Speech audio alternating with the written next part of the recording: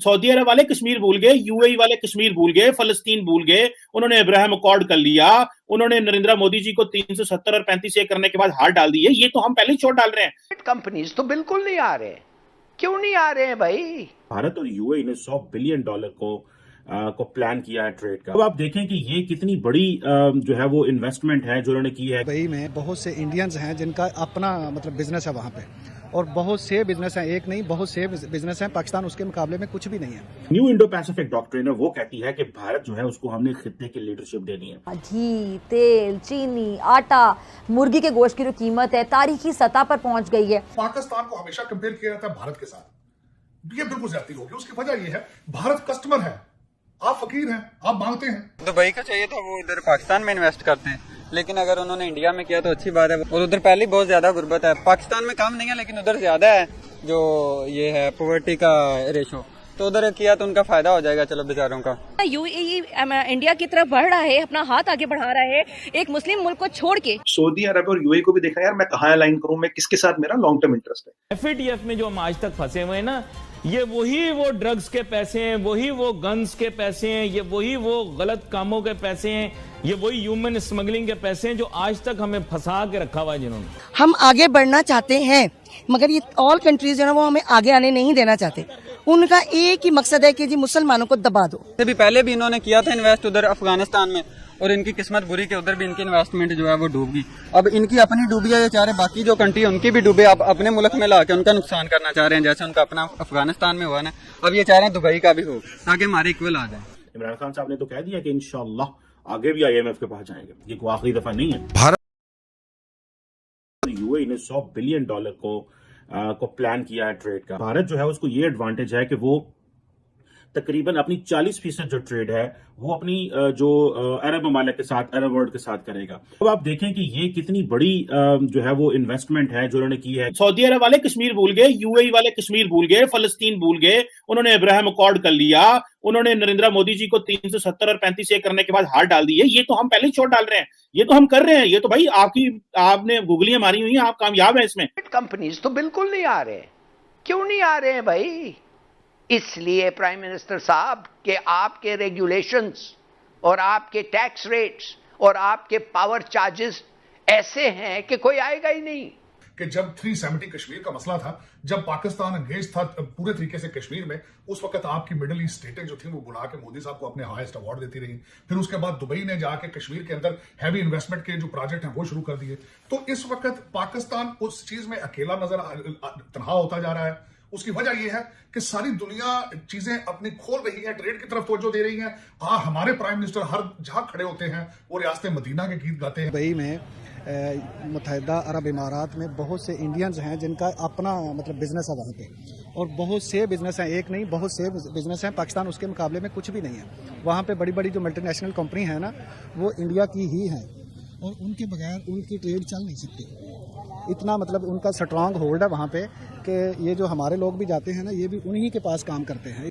अब जब यूएई ने इसराइल को रिकॉग्नाइज किया तो इंडिया और यूएई का रास्ता भी खुल गया। और आपको पता है कि फॉर लॉन्ग यूएई और इंडिया के जो ताल्लुकात थे अरब वर्ल्ड वो बड़े डोरमेंट रहे, बिकॉज एक तो पाकिस्तान का बड़ी देर प्रेशर रहा, पाकिस्तान ने मुस्लिम उम्मा, OIC, कश्मीर के मसले को बड़ा पकड़ के रखा।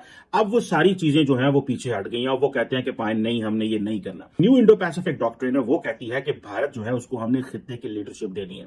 We have to give leadership of the region. और आपको पता है पाकिस्तान शुरू से एक चीज कहता रहा, वो ये कहता रहा कि हम भारत को यहाँ का पुलिसमैन नहीं बनने देंगे। अब ये देखें, अब पाकिस्तान इसमें साइलेंट भी है, पाकिस्तान खामोश भी है, हम अमेरिकन को कह भी नहीं सकते। घी, तेल, चीनी, आटा, मुर्गी के गोश्त की जो कीमत है तारीखी सतह पर पहुंच गई है। पाकिस्तान को हमेशा कंपेयर किया जाता है भारत के साथ, ये बिल्कुल ज्यादती होगी। उसकी वजह यह है भारत कस्टमर है, आप फकीर हैं, आप मांगते हैं वो चीजें, वो पार्टनर है, आप पैसे मांगते हैं। आपके रिलेशनशिप, आप किसी मुल्क के साथ रिलेशनशिप को रिलेशनशिप नहीं समझते जब तक वो डॉलर ना दे। दुबई का चाहिए था, वो इधर पाकिस्तान में इन्वेस्ट करते हैं, लेकिन अगर उन्होंने इंडिया में किया तो अच्छी बात है, वो भी हमारे हमसाए हैं। और उधर पहले बहुत ज्यादा गुर्बत है, पाकिस्तान में कम नहीं है लेकिन उधर ज्यादा है जो ये है पॉवर्टी का रेशो, तो उधर किया तो उनका फायदा हो जाएगा। चलो बेचारों का। यानी आपने कौन से प्रोजेक्ट्स बनाए हैं कि आपने गूगल खोल के भी नहीं देखा? इंडिया का जो पॉवर्टी रेशियो है वो 6% और पाकिस्तान का 39% है। लेकिन वो उनका ज्यादा है ना, वो शो कम करवाते हैं, पाकिस्तान वाले शो ज्यादा करवा रहे हैं।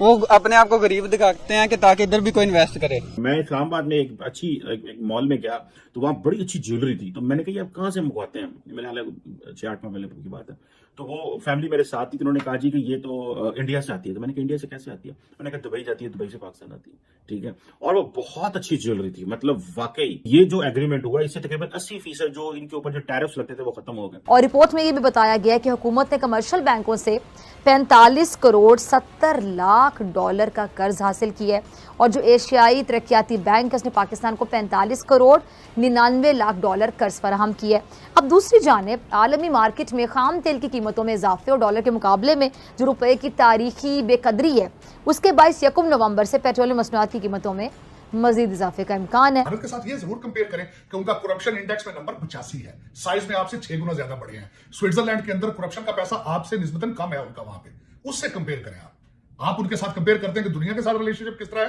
तो वो लोगों से त्यारे लेते हैं, लोगों के साथ कस्टमर डील, उनके साथ उनके ट्रेड रिलेशनशिप है, खराज मांगने नहीं जाते। आप जहां जाते हैं खराज मांगते हैं, पैसे मांगते हैं। यूएई इंडिया की तरफ बढ़ रहा है, अपना हाथ आगे बढ़ा रहा है, एक मुस्लिम मुल्क को छोड़ के वो एक दूसरी कंट्री की तरफ ज्यादा अप्रोच दे रहा है उनको हर चीज से, और वो उनको फायदे भी बहुत ज्यादा दे रहा है। तो अब हमारे पाकिस्तान के लोगों को भी चाहिए, गवर्नमेंट को चाहिए कि वो ऐसे अप्रोचेस बनाए ताकि दूसरे ममालिक के लोग हमारी तरफ भी आए। सऊदी अरब और यूएई को भी देखा यार, मैं कहाँ अलाइन करूं, मैं किसके साथ मेरा लॉन्ग टर्म इंटरेस्ट है। At the end of the day देखिए, रिलीजन ठीक है, इस्लाम की बात करें, हिंदुइज्म की बात करें, सब ठीक है, पर यार दाल रोटी, रोजगार, इन्फ्लेशन, ये सब तो चलाना है ना, ये कहाँ से चलेगा। Oil based economies have a maximum life of 20 years, तो आपके पास 20 साल है to completely move from oil based to something else. Recently आपको पता है कि यूएई ने जब हमारे वीजे बंद कर दिए, वो भी मैंने लॉजिक कितनी दफा आपको बताई है, that was an Abraham accord logic.